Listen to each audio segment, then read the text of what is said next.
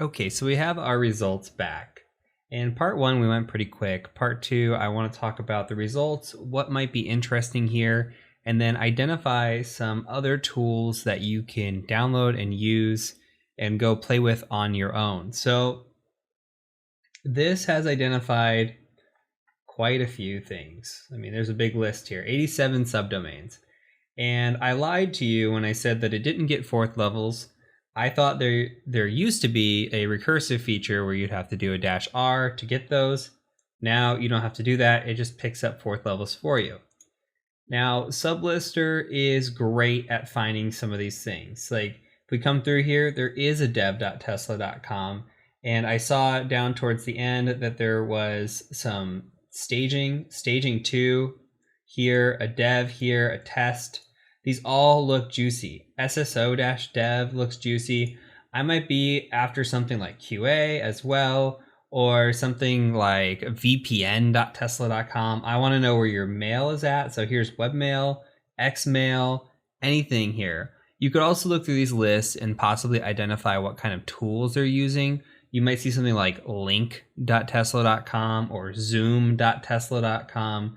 And this really just kind of drives home what they're running on their back end for a lot of things. Now, this isn't the all-inclusive. Sublister is a great tool. Sublister was ahead of its time when it came out, but there are better tools out there. There are tools that incorporate pretty much everything in one go. So you might have cert.sh like this, you might have Sublister included. And the one tool that is really popular, if you go out to Google, type in OWASP AMAS, and this is the go-to tool for a lot of people doing bug bounty hunting. So if we click on the AMAS project here in GitHub, you can download the project and install it per the installation instructions here. So you have an installation guide down in the documentation. The reason I have chosen not to show it in this series is because actually running AMAS takes a long time.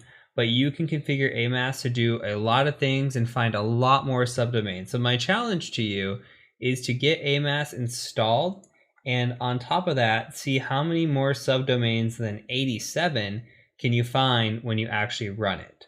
So another last thing to point out is if you want to use Sublister and you used it, it was really, really slow, it's always helpful to check the -H on the help. And you can see in here that there is a -T for threads. Always check the help.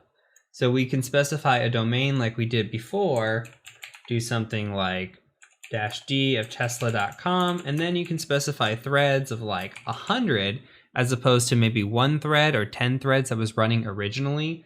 We give it 100 threads, it's going to go a lot faster. We're going to get a lot more results. You could also do a -V for verbosity here and get your results in real time if you're impatient or you're trying to go out to the web.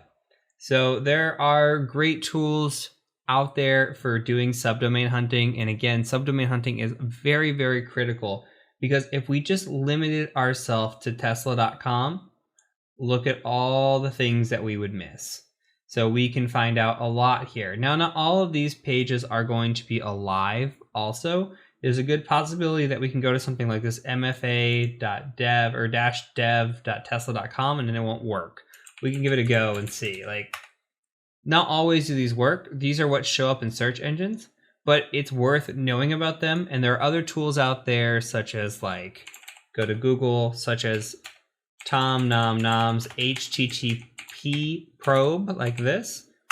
Tools like that out there that will probe a list that you give it. You can give it this list into the probe. It'll say, hey, this website's alive or this website's not alive. And then you can start narrowing down these lists as well. So that is something to think about when you get your wheels spinning. But for now, for information gathering and for the scope of this course, we don't have to worry about it too much. But I do want to point out some other alternatives and ways to do subdomain hunting and then what to look for in subdomain hunting. So that is it for this video. I'm going to catch you over in the next one.